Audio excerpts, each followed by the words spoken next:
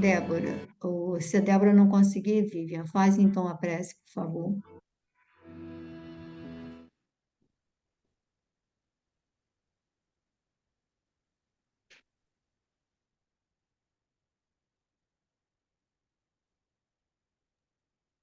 Mãe, a prece é sua.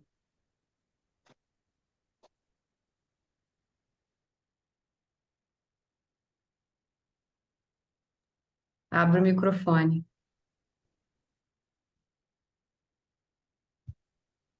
Neste momento, queridos irmãos, vamos levantar nosso pensamento ao mundo maior, pedindo a companhia da espiritualidade boa e amiga que nos assiste, que nos acompanha, que nos orienta no nosso caminhar, para que nos ajude no nosso estudo dessa noite e venha conosco nos auxiliar ao entendimento de tudo aquilo que for lido, para que esse entendimento nos sirva no nosso dia a dia, no nosso caminhar, para que possamos fazer o nosso melhor, para que possamos ter fraternidade, amor, para todos aqueles que jornadeiam junto de nós, levando o nosso respeito, a nossa fraternidade, como irmãos que somos todos do mesmo Pai.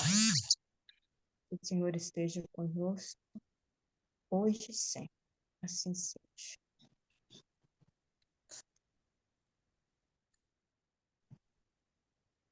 Transitoriedade. Eles perecerão, mas tu permanecerás, e todos eles, como roupa, envelhecerão. Paulo, Hebreus, capítulo 1, versículo 11. Fala-nos o Eclesiastes das vaidades e da aflição dos homens no torvelinho das ambições desvairadas da terra. Desde os primeiros tempos da família humana, existem criaturas confundidas nos falsos valores do mundo. Entretanto, bastaria meditar alguns minutos na transitoriedade de tudo o que palpita no campo das formas para compreender-se a soberania do espírito. Consultai a pompa dos museus e a ruína das civilizações mortas. Com que fim se levantaram tantos monumentos e arcos de triunfo? Tudo funcionou como roupagem de pensamento. A ideia evolutiu, enriqueceu-se o espírito e os envoltórios antigos permanecem à distância. As mãos calejadas na edificação das colunas brilhantes aprenderam com o trabalho os luminosos segredos da vida.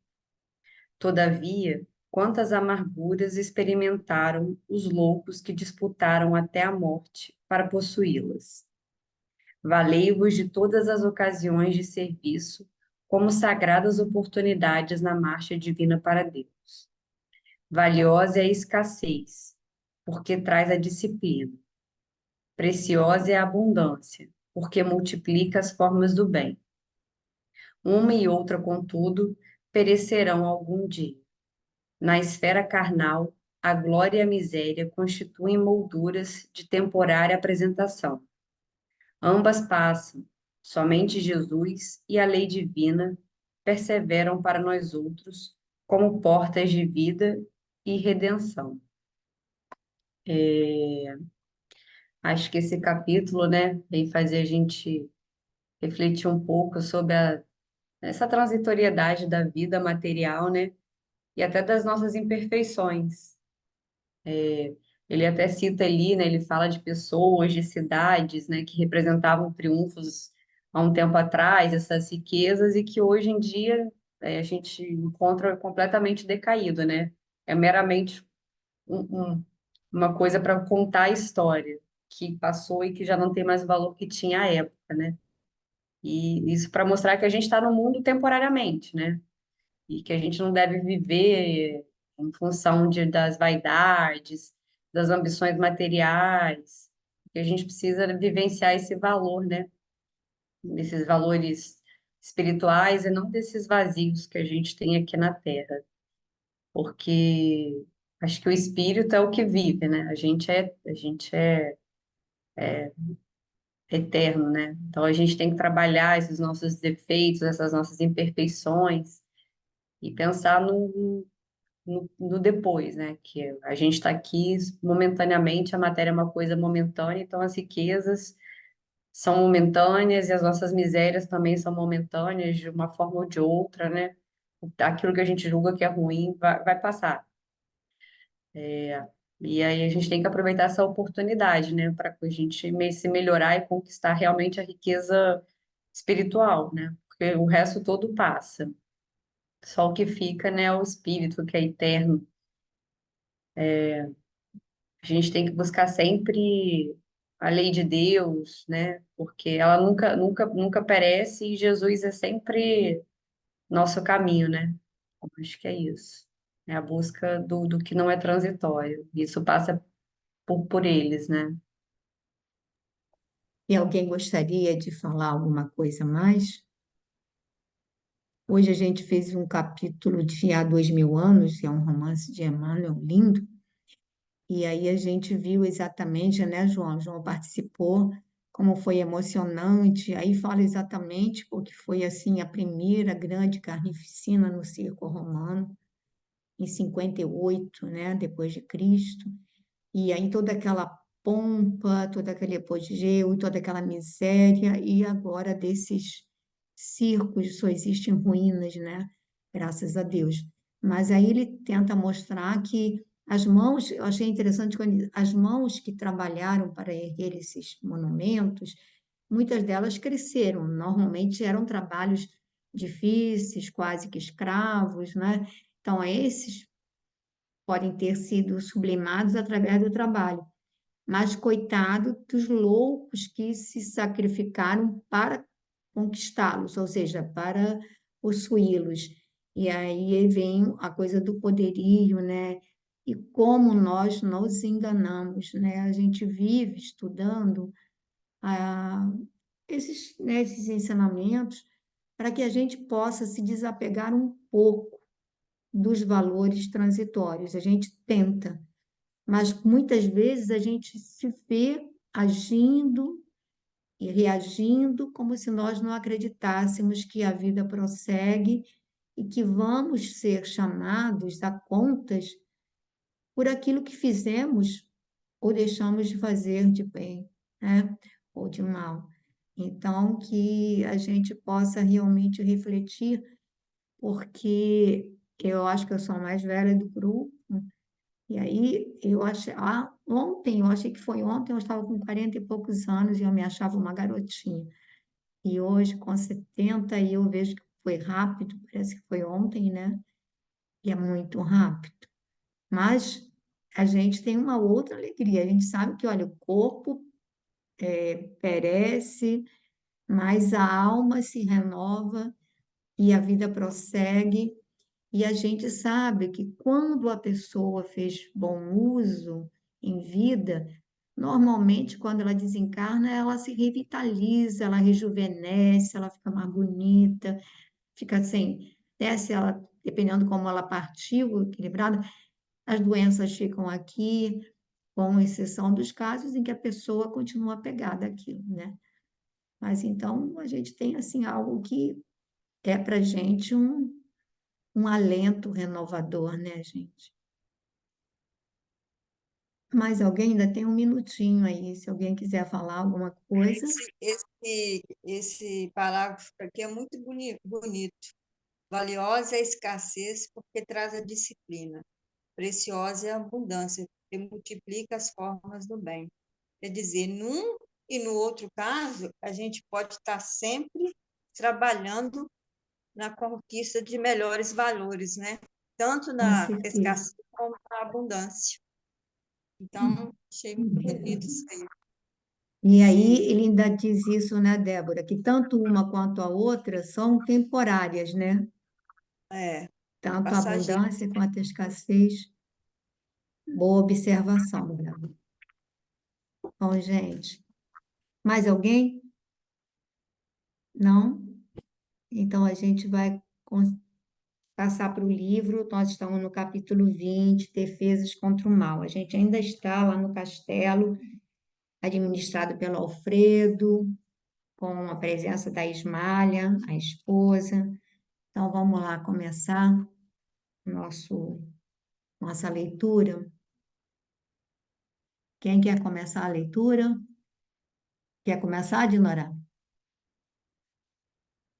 Não? Tá bom. Débora quer começar? Tuane?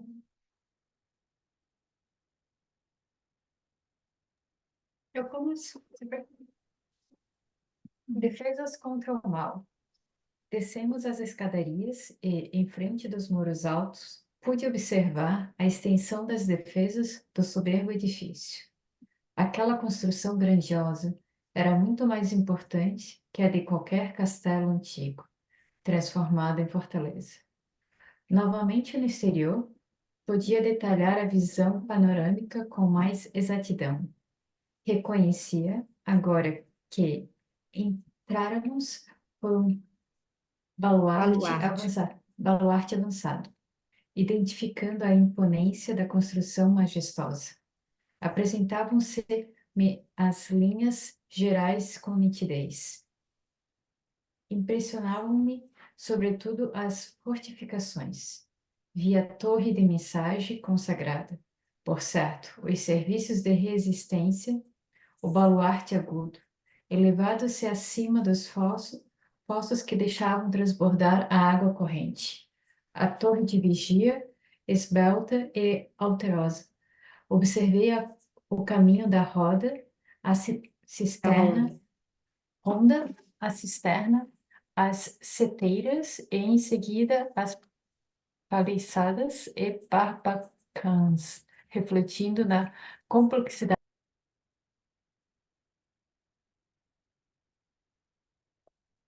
Tuane, Você você ficou fechou sem o som. som. Ficou sem som, Tuane. Oh, desculpa. Eu parei onde, gente? E as armas? Ok. E as armas identificaram a presença na maquinária instalada ao longo dos muros, copiando os pequenos canhões conhecidos na Terra. Entretanto, vi com emoção, no cume da torre de vigia, a enorme bandeira de paz, muito alva, tremulando ao vento como um largo penacho de neve. O administrador percebeu a estranheza que se apossara de Vicente e de mim. Já sei, a impressão que a nossa defesa lhes causa, disse Alfredo, detendo-se para explicar. Fixando-nos com um olhar muito lúcido, continuou. Naturalmente, não imaginavam necessárias tantas fortificações. Conforme bem, nossa bandeira é de concórdia e harmonia. No entanto, é imprescindível considerar que estamos em serviço que precisamos defender em qualquer circunstância. Enquanto não imperar a lei do universo do amor, é indispensável persevere o reinado da justiça. Nosso posto é colocado aqui igualmente como um minuto, Ovelha. ovelha em meio de lobos. Embora não caibas efetuar o extermínio das feras, necessitamos defender a obra do bem contra os assaltos indébitos. As organizações dos nossos irmãos consagrados ao mal vão vastíssimas. Não admitam a hipótese de serem todos eles ignorantes ou inconscientes. A maioria se constituiu de perversos e criminosos. São entidades verdadeiramente diabólicas. Não tenho disso qualquer dúvida. Quer dar uma paradinha? Uhum, Falar alguma coisa? vou tentar. É, aqui a continuação do Nesse capítulo, ele faz toda uma descrição a respeito do castelo, colocando que eles conseguiram, ele pôde observar a extensão das defesas que o edifício, né, que o castelo tinha, e como era a grandiosa construção e mais importante, de qualquer outro castelo antigo, ele era transformado numa fortaleza. Então, ele deu bastante detalhamento a respeito do que eles podiam ter uma visão panorâmica com mais exatidão. E, e o que ficou muito impressionado, sobretudo, foi nas fortificações, que daí ele viu toda a parte de a torre de mensagem consagrada, tipo a parte do baluarte agudo, da parte dos fossos, transbordar água corrente, a torre da vigia. Eu confesso que eu não sei o que Eu acho significa que paliçadas e pois é, barbacãs. o João pode até falar sobre paliçadas, né, João? Pode Eu falar para não ele que, na sei o que realidade, que... são aquelas. Paliçada é como se fossem umas estacas, né? Enfileiradas assim, apontadas para a E direção de inimigo. elas são em diagonal, né? São em Isso, é. diagonal, São trançadas. faz Isso, um X. isso É aí. porque ele reflete isso que, como ele coloca a complexidade de todo aquele aparelhamento defensivo, né? Que seriam como se fossem as armas, né, de defesa É, dele. é porque, na realidade, ele vai descrever um castelo como se fosse um castelo medieval. Ele fala do fosso, quer dizer, quando eles entraram, eles não prestaram atenção nesses detalhes. Eles chegaram, agora ele viu que eles entraram por um baluarte, como se fosse uma base que atravessava esse fosso, que foram direto Uhum. para o castelo. Mas aí ele vai falar desse fosso, vai falar das barbacãs, que também é uma construção de drenagem, e vai falar dessas seteiras, dessas armas todas de proteção. E eles ficam muito espantados. Como é que na espiritualidade é preciso ter tamanhas engrenagens, digamos assim, de defesa contra o assédio, que na Idade Média os castelos eram verdadeiras fortificações contra o assédio e a invasão de outros pequenos reinos, né, que tinha, Uhum. era de praxe, uns invadiam os outros, então quem tinha mais força que se mantinha, ou ficava, né, digamos assim, conquistando outros. E lá eles estão no plano espiritual, e ele acha estranho, né, que tenha tudo isso, né? Ele vai falar dos canhões, pequenos canhões, tipo de canhões, né? Ele Uhum. vai falar de uma série de coisas e ele estranha. E aí ele vai dizer exatamente isso, né? Que eles estão no meio de um campo profundamente hostil, onde não há simplesmente espíritos maus ou desorientados. Ele vai falar aqui, não admitam a hipótese de serem todos eles ignorantes ou inconscientes. A maioria se constitui de perversos e criminosos. Nossa. São entidades verdadeiramente diabólicas. Não tenham disso qualquer dúvida. E repara, eles estão lá na sombra, eles estão no meio daquele. Vocês lembram que fora do castelo não há luz, é aquela região extremamente sombria.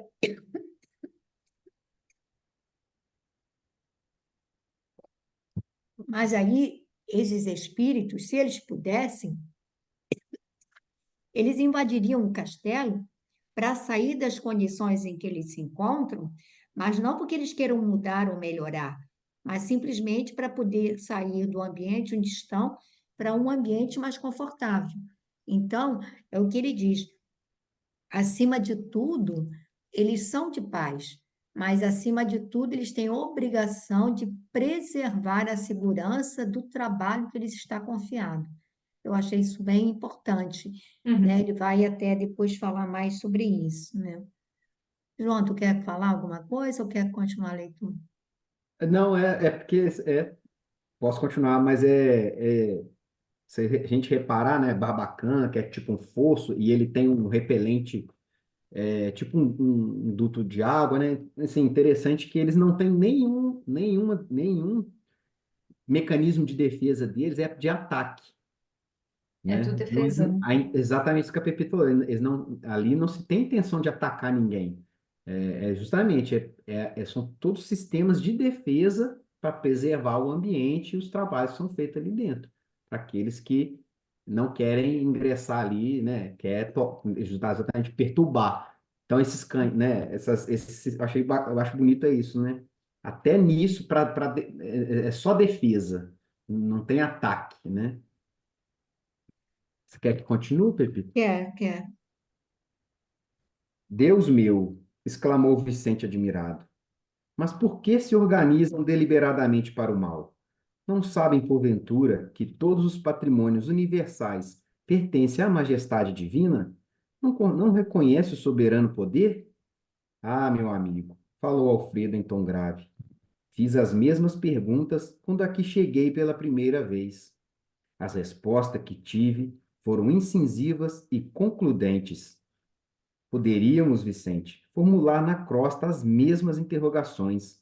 Os criminosos que fazem as vítimas da guerra, os exploradores da economia popular, os avarentos misérrimos, os sedentos de injustificado predomínio e os vaidosos cheios de fatuidade sabem tão bem quanto os nossos adversários daqui que tudo pertence a Deus, que o homem é simples usufrutuário dos divinos bens. Não ignoram que os antepassados foram chamados à verdade e às contas pela morte, e que eles seguirão os mesmos caminhos. Entretanto, atormentam-se na crosta como verdadeiros loucos, amontoando possibilidades para a ruína e abusando das oportunidades mais santas. Aqui se verifica a mesma coisa. Querem dominar antes de se dominarem, exigem antes de dar e entram em perene conflito com o espírito divino da lei. Estabelecido o duelo entre a fantasia deles e a verdade do Pai, resistem às corrigendas do Senhor e transformam-se esses desventurados em verdadeiros gênios da sombra, até que um dia se decidam a novos rumos. Intrigado com as profundas observações, perguntei: mas como explicar as bases de semelhante atitude? Na Terra, compreendemos certos enganos, mas aqui, o generoso interlocutor não me deixou terminar e prosseguiu. Na crosta, nossos irmãos menos felizes lutam pela dominação econômica, pelas paixões desordenadas, pela hegemonia de falsos princípios. Nestas zonas imediatas à mente terrestre, temos tudo isso em identidade de condições. Entre as entidades perversas e ignorantes, há cooperativas para o mal, sistemas econômicos de natureza feudalista, baixa exploração de certas forças da natureza, vaidades tirânicas, difusão de mentiras, escravização dos que se enfraquecem pela invigilância, doloroso cativeiro dos espíritos falidos e imprevidentes, paixões talvez mais desordenadas que as da terra, inquietações sentimentais, terríveis desequilíbrios da mente, angustiosos desvios do sentimento. Em todo lugar, meu amigo, as quedas espirituais perante o Senhor são sempre as mesmas, embora variem de intensidade e coloração. Comparar aí que tem muita coisa, né, João? É, Gramsci a, diz. a gente levar do pressuposto que a diferença nossa do encarnado para o desencarnado é só o corpo, é só a densidade, né? E é só né, a transposição do plano material para o plano espiritual, é a mesma coisa, porque a gente não vê, né, quando nos libertamos do corpo físico, né, no nosso desencarne, a gente leva tudo. Então, aquele que foi avarento a vida toda, ele vai ser avarento lá também. Né? Aquele que sempre subjugou, sempre tirou, subtraiu, ele vai querer subtrair lá. Ele não vai mudar, não vai vir, porque desencarnou, vai virar a chave. Então, o que o Alfredo está falando aqui para nós é exatamente isso. As mesmas mazelas, as mesmas sombras que pairam aqui na crosta, pairam lá também. Lá levando as particularidades, né, do mundo espiritual para o mundo material, né? Então aqui ele fala, né, que você pode formular as mesmas interrogações que você está formulando aqui. Alguém pode, a gente aqui, ó, a gente vê notícias na televisão, minha profissão me dá enseja toda hora, todo serviço meu, eu fico assim, meu Deus do céu, né? Como é que pode? Cada coisa assim, estarrecedora. Então, é as mesmas, pô, mas a gente não sabe, a gente até fala, né, pelo amor de Deus, né? E lá, né? é, Devido às particularidades lá, né? Esses irmãos, né, que se encontram no umbral, né? Apesar de que esses, lá fala, né, que lá também tem organizações, né? Organizações que ele fala aqui, quer ver? Meu Deus. Cooperativas, ele usa a Cooperativas para o palavra. mal, sistemas econômicos de natureza feudalista. Então, lá também se cria lá as mesmas organizações que às vezes, né? Mas na essência são iguais, né? É subjugação, Porque espoliação, a né? pergunta dele, né, João, é que, tipo, se eles estão desencarnados, eles já sabem que, digamos assim, Deus é o Supremo Senhor, que não Sim. adianta. Aí o que que ele vai falar? É a ilusão deles contra a verdade de Deus. Gente, é isso.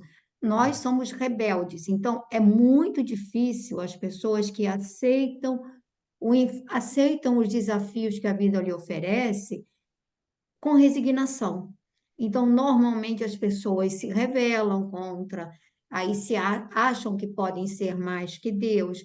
E aí a gente vê no plano espiritual exatamente essas organizações, gente, são altamente comandadas por espíritos sagazes e inteligentes que arquitetam muitas vezes planos, né, digamos assim, de retaliação, de domínio sobre nós encarnados e sobre os desencarnados. Muita gente desencarna e se aí ele não está, digamos, bem ou não tem direito a um amparo, ele muitas vezes é automaticamente absorvido por essas falanges e escravizado. A palavra é essa, escravizado. Eles o utilizam como escravo para uma série de coisas, assim, mas no plano espiritual é. Então, o plano espiritual é bom para quem foi bom. Aqui tá bom.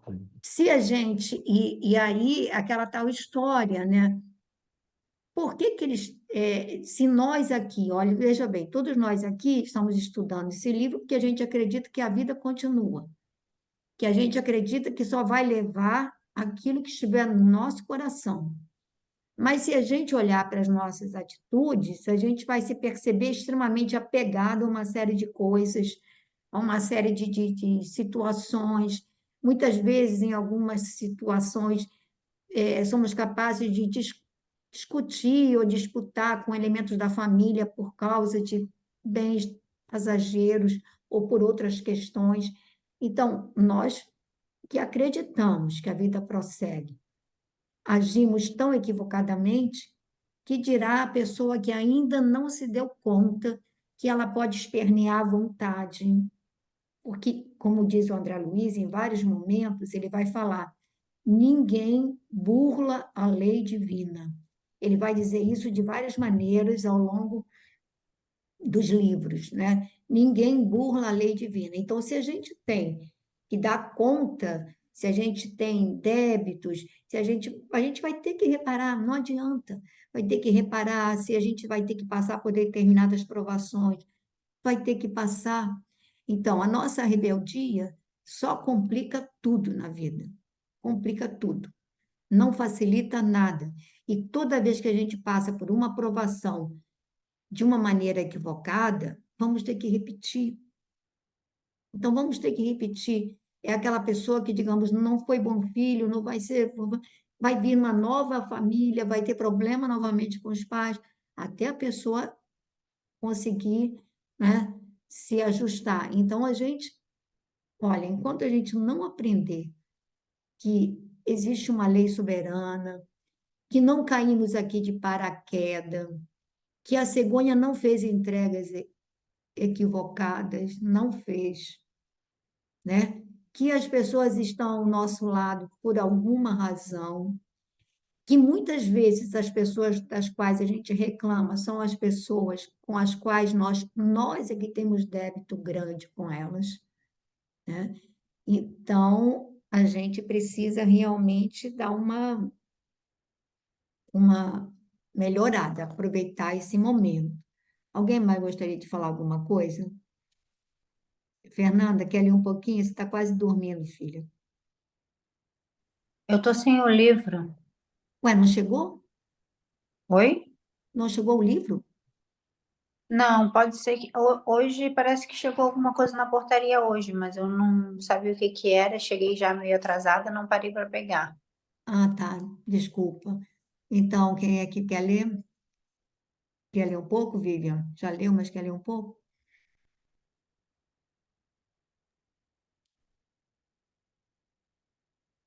Mas e as armas? Perguntei. Acaso são utilizadas? Como não? Disse Alfredo pressuroso. Não temos balas de aço, mas temos projéteis elétricos. Naturalmente, a ninguém atacaremos. Nossa tarefa é de socorro e não de extermínio. No entanto, aduzi sob forte impressão. Qual o efeito desses projéteis? Assustam terrivelmente, respondeu ele sorrindo, e, sobretudo, demonstram as possibilidades de uma defesa que ultrapassa a ofensiva. Mas apenas assustam? Tornei a interrogar. Alfredo sorriu mais significativamente e acrescentou: poderiam causar a impressão de morte. Que diz? Exclamei com insofreável espanto. O administrador meditou alguns instantes e, ponderando talvez a gravidade dos esclarecimentos, obtemperou. Meu amigo, se já não estamos na carne, busquemos desencarnar também os nossos pensamentos. As criaturas que se agarram aqui às impressões físicas estão sempre criando densidade para os seus veículos de manifestação, da mesma forma que os espíritos dedicados à região superior estão sempre purificando e elevando esses mesmos veículos. Nossos projéteis, portanto, expulsam os inimigos do bem por meio de vibrações do medo, mas poderiam causar a ilusão da morte, atenuando sobre o corpo denso dos nossos semelhantes menos adiantados no caminho da vida. A morte física na Terra não é igualmente por impressão? Ninguém desaparece. O fenômeno é apenas de invisibilidade ou, por vezes, de ausência. Quanto à responsabilidade dos que matam, isso é outra coisa.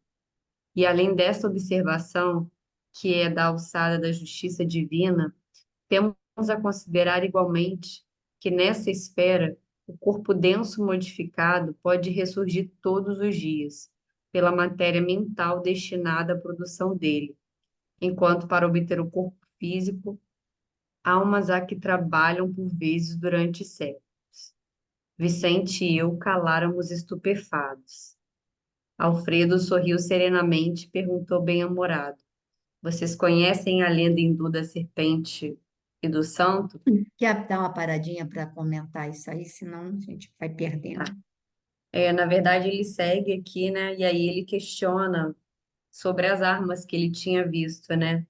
Se por um acaso elas eram utilizadas, e aí ele vai falar que, diferente da gente aqui, lá, né, as balas não são de aço.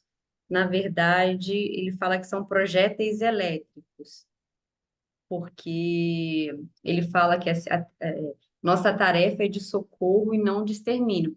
O objetivo ali não é atacar, né? É o que a gente já tinha falado anteriormente, é se defender, né? E aí ele vai questionar sobre o efeito desses projéteis. E a forma com que isso funciona é, é que ele fala que assustam terrivelmente. E aí ele acha isso pouco, né? E ele pergunta, mas apenas assustam? Aí ele fala, não, poderiam causar a impressão da morte. E aí ele vai seguir aqui na frente falando que, na verdade, né, quando a gente desencarna, né, que as impressões das criaturas que se agarram aqui são impressões físicas, sempre criando densidade para os seus veículos de manifestação, né? São pessoas ainda muito agarradas, então aquela sensação de morte ainda é muito presente, muito vívida, né? Então é uma coisa que naturalmente vai assustá-los. E ele fala exatamente isso, né? Que, da mesma forma que quando a gente desencarna, a gente tem a sensação da morte, mas na verdade o espírito vive, né? Então, que é uma coisa passageira, transitória, é uma sensação e não uma realidade, porque a gente continua quanto espírito vivendo no mundo espiritual. Então, que isso, como eles ainda têm essa coisa da matéria, desse adensamento, eles também têm essa sensação, né, de morte iminente. Então, isso dá uma refreada nesses movimentos de tentar invadir ali, né? Eles muitas vezes vêm à reunião mediúnica, eles têm verdadeiro pânico dos dardos elétricos que são projetados, né, dos raios, né, que são, e é tudo energia, são, como ele disse, são projéteis elétricos com uma condensação, interessante isso, de medo. Eles vão dar a sensação de medo, de pânico, que ele vai querer, que é isso que ele quer que tenha medo para ele não se aproximar dali com a intenção que ele quer de destruir. E pode ainda dar essa sensação de morte. Já chegaram também na nossa reunião espíritos dizendo que ele tinha quase morrido, ele tinha morrido, sei que. E aí ele vai recompor o corpo perispiritual, mas vai levar um tempinho. E vai ficar aquela sensação de medo, tipo, igual a criança, não bota a mão no tomado porque você vai levar um choque. E o objetivo é esse, não põe a mão na tomada, ou seja, mostrar para eles que, olha, a nossa força é maior do que a deles, então, se vocês invadirem, vocês vão poder, né, levar esses choques, esse bombardeio desses projéteis é, elétricos, né, e vão ter essa sensação. E eu acho que é isso que você já falou, que é muito interessante, né, quando ele compara conosco aqui, né, e a gente também tem a ideia de morreu, morreu, acabou. E ele diz, olha, também é uma ilusão, porque não houve morte, houve apenas desapareceu da nossa visão, está num outro plano, mas a pessoa continua viva, ela só deixou a roupa, ela só deixou o corpo aqui.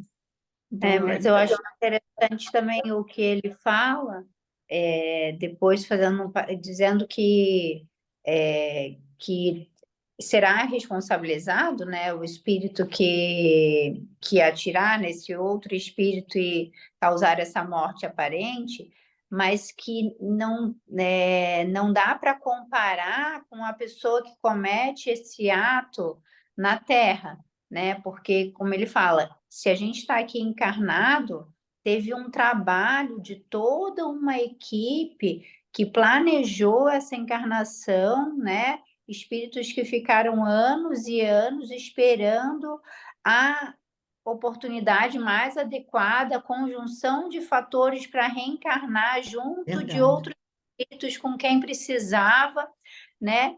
E aí, se a gente tira essa possibilidade desse espírito, né? Se a gente causa a morte física desse espírito, na verdade, a gente está interrompendo, né, todo um planejamento, todo um trabalho, tirando uma oportunidade única daquele espírito, né? E que lá no plano espiritual, não. Na verdade, você está só meio que atordoando aquele espírito, né?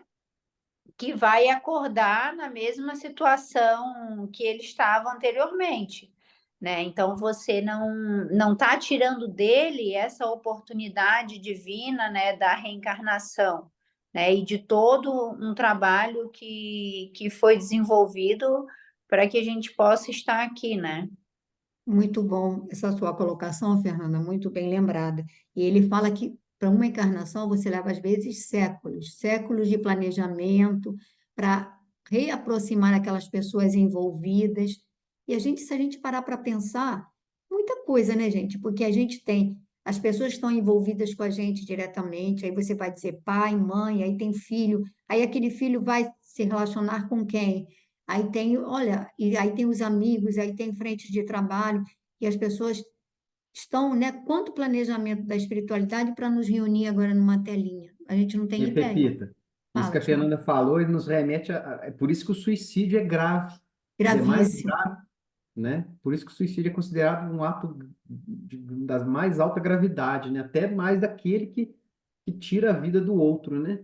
Porque, exatamente, você está tirando a oportunidade do outro, está agravando a sua, mas o suicídio, você você está se retirando daquela condição ali, né?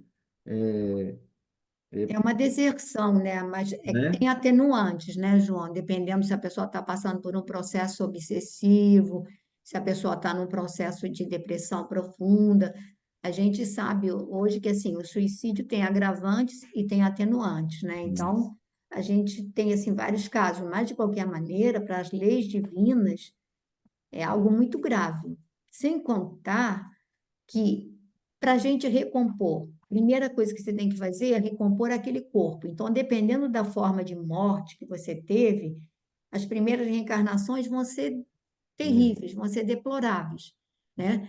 E aí você ainda não está na reparação, você está recompondo o seu corpo perispiritual. E às vezes você vem 2 ou 3 reencarnações para você voltar a ter um corpo adequado, né? Às vezes vem em gestação que não vai até o término, ou morre logo depois, ou enfim.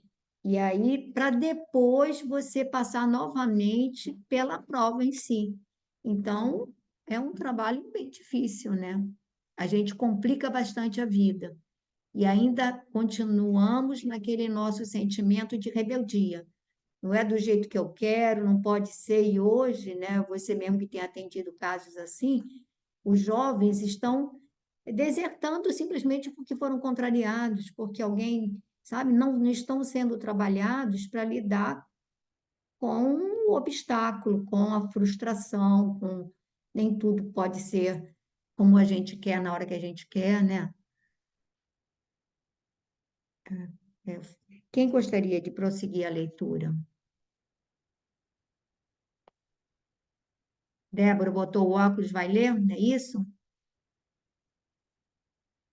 Mas abre o som, isso.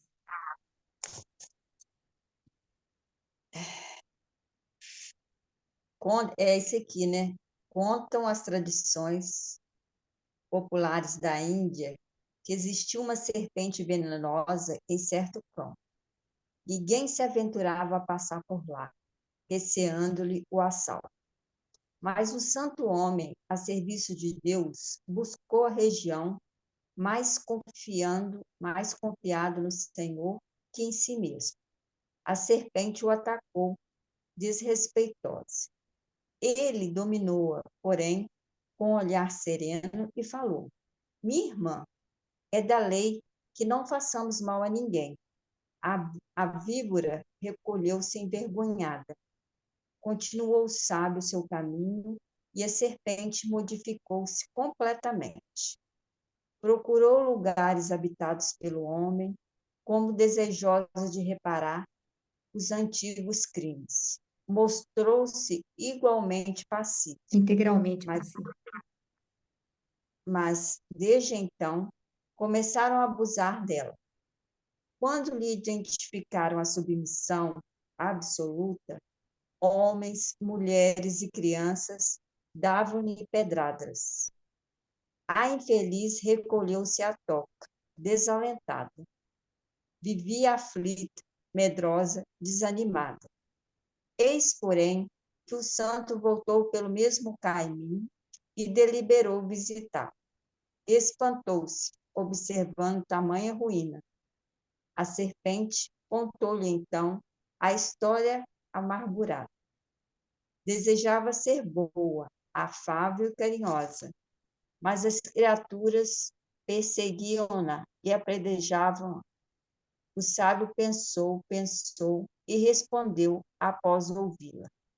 Mas minha irmã, houve engano de tua parte. Aconselhei-te a não morderes ninguém, a não praticares o assassínio e a perseguição, mas não te disse que evitasse de assustar os maus. No ataque às criaturas de Deus, nossas irmãs, no mesmo caminho da vida, mas defende a tua cooperação na obra do Senhor. Não mordas nem firas, mas é preciso manter o perverso à distância, mostrando-lhe os teus dentes e emitindo os teus silvos. Neste momento, Aniceto sorriu de maneira expressiva. O administrador fez longa pausa e concluiu. Creio que a fábula dispensa comentário. Aí ele fez um paralelo, né, à defesa do castelo e como também a, a serpente deveria se defender dos maus, né? Eu acho que foi isso que Exatamente. ele... Foi o que ele disse quando ele falou que o importante era mostrar que eles tinham um poder maior de defesa do que o ataque que pudesse ser manifestado, né? Então, eu acho que foi exatamente isso. E isso é uma lição para a gente também, né, Débora? Que a gente tem obrigação, digamos assim, de defender aquilo que está sob a nossa guarda. O seu lar, aí, né, se você tem que manter alguma segurança, enfim, a gente tem que, você não vai partir para o ataque, mas você tem obrigação de manter a segurança sua e daqueles que estão à sua volta, né? Alguém gostaria de fazer algum comentário? Jefferson tá aí, tá caladinho, às vezes ele só faz assim. Ampla, muito boa e dá para entender muito fácil esse capítulo. Muito bom mesmo. É, você gostou? Que bom. E João, tranquilo? Tranquilo, né? É isso mesmo. Eu fico lembrando da minha profissão e porque as pessoas, né, igual eu não tenho arma particular. O pessoal fica, meus colegas ficam injuriados comigo, né? Eu não coloco arma. Minha arma é o evangelho, né? Eu acho que a gente acaba atraindo as coisas, né? Então, eu vou pro Rio, nunca sofri nada, graças a Deus. 18 anos de polícia, nunca sofri nada, porque eu acho que mas assim, não que eu também seja negligente, né? É igual eles aqui, eles não são negligentes, né? Eles sabem dos riscos, então eles se previnem, né? Eles têm os cuidados, né? Uma coisa é eu botar aqui na minha casa aqui uma cerca, uma câmera, né? Um ponto de luz que acende com movimento. Outra coisa é eu me armar aqui dentro da minha casa, né? Para eu atacar quem quer que seja que quiser entrar aqui, né? Então, eu acho que tem uma diferença bem considerável, né? E é o que eu falo com as pessoas, que a gente atende ocorrência de furto, de roubo, aí a pessoa fala, mas eu tinha que ter uma arma aqui. Ah, mas você ia ter uma arma para quê? Né? Você quer ter uma arma para quê? Para você atirar? Ou você às vezes não tem a técnica para se defender, você vai com uma arma dentro de casa, você está trazendo, né? Às vezes tem criança, tem filho, essas coisas. Então, assim, eu acho que a nossa maior proteção, né, é a nossa vibração também, né? Verdade. Claro, eu acho que a nossa vibração, eu falo isso pro pessoal, porque você, né, fica sempre naquela, né? E é o caso deles aí, né? Você vê que, né, contanto que dentro do ambiente do castelo, né, já foi lido isso aqui atrás aqui, é totalmente diferente, né? Então, eles não estão ali exatamente. Isso mostra nitidamente que eles não têm intenção nenhuma de ferir ninguém. A própria ambiência de dentro do castelo é totalmente diferente do lado de fora. Lá de fora é tudo escuro, como você colocou, como narra o livro, é tudo escuro, aquela ventania, aquela confusão, né? Aquele caos. E ali dentro eles veem o sol, né? É uma vibração diferente. E eu acho que isso a gente tem que trazer para nós aqui também, né? Para dentro do nosso castelo, né? Vamos É dizer assim, né? verdade. E essa coisa realmente de ter arma para se defender é uma coisa complicada mesmo. O Renatinho, marido da Glória, que acho que todo mundo conhece, né? Aí ele mesmo disse: meu pai quase me matou, porque o pai dele era polícia, acho que era polícia federal, não sei, polícia civil, era polícia. E aí ele tinha arma em casa. Aí um belo dia o Renato estava chegando mais tarde um pouco. Aí eu acho que o pai dele estava cochilando, escutou aquele movimento, ele saiu com a arma já, né, engatilhada em tudo, e aí o Renato, quando percebeu, falou, não, pai, sou eu, coisa e tal. Mas, quer dizer, você age no instinto de policial, estão invadindo, e aí você vê, pode acontecer, né? Pode acontecer, né? Então, realmente, eu acho que, eu penso como você, eu acho que o grande protetor da gente ainda é Jesus. Claro que eu digo sempre, eu não vou ficar andando digamos assim, A gente não vai imprudentemente ser por lugares imprudente, que, né? né? Mas se, Exato, não é? Você vai exato. evitar determinados ambientes, você vai evitar, Isso, mas você, eu acho que tem que ser Jesus, porque mesmo com a arma, o cara pode chegar a te tomar, te render, fazer coisas, ou então você se tornar um assassino. Olha, eu acho que a exato. minha vida ia ficar, como é que ia ficar? Se a gente acidentalmente comete um. Nossa, eu acho que aquilo vai pesar na nossa mente, vai.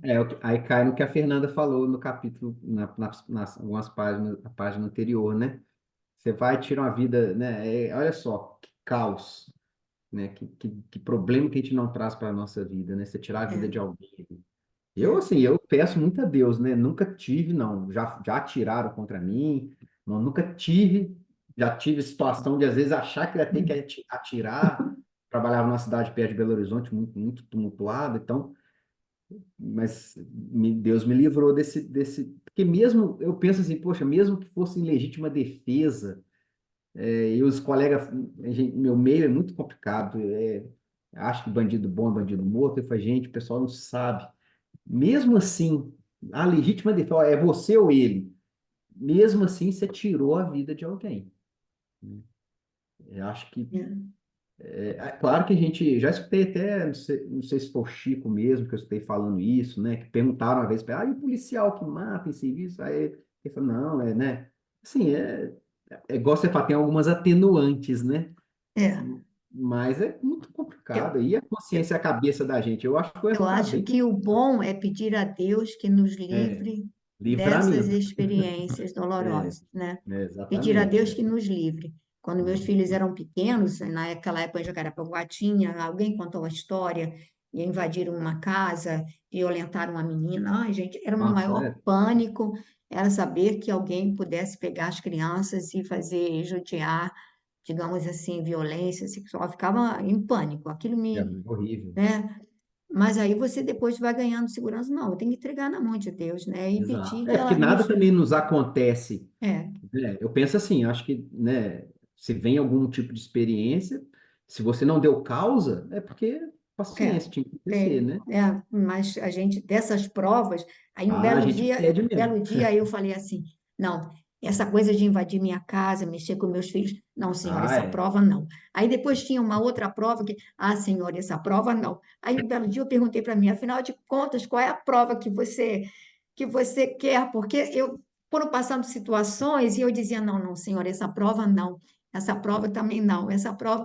Aí aquilo assim, acho que alguém colocou, afinal de contas, qual é a prova que você quer? Porque a verdade é essa, qual é a prova que a gente É quer em São. verdade, assim, eu faço esse movimento igual você. Eu peço a Deus, Senhor Deus, que tiver acontecer, aconteça comigo, né? Eu aguento que aconteça qualquer mal comigo, não com elas, né? Com elas, eu acho que eu não aguentaria, né? Então é isso mesmo, a gente pede livramento, né?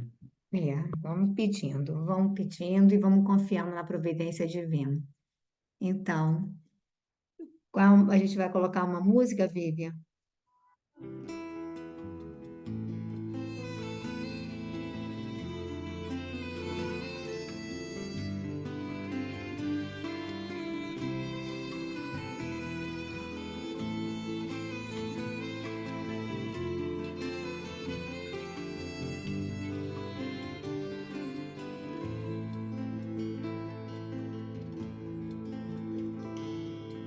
Um sentimento me ronda.